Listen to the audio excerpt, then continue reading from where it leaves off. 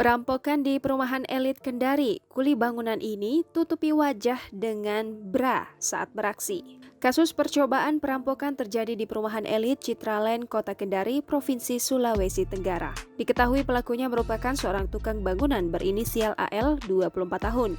Ia dilaporkan hendak melakukan perampokan di rumah milik Afidia, 37 tahun.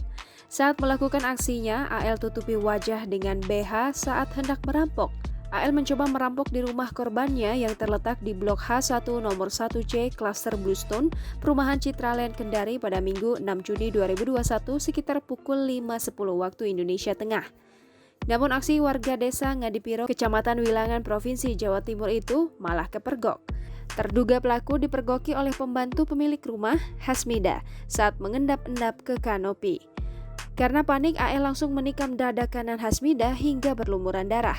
Usai melukai sang pembantu, pelaku juga menganiaya pemilik rumah dengan menonjok mata kanan Afidia. Usai peristiwa itu, terduga pelaku langsung melarikan diri dengan tangan hampa. Selang 8 jam, AL berhasil diamankan sekuriti perumahan Citraland Kendari dan diserahkan ke polisi. Polisi menetapkan Alman David sebagai tersangka penganiayaan dijerat dengan pasal 351 ayat 1 KUHP.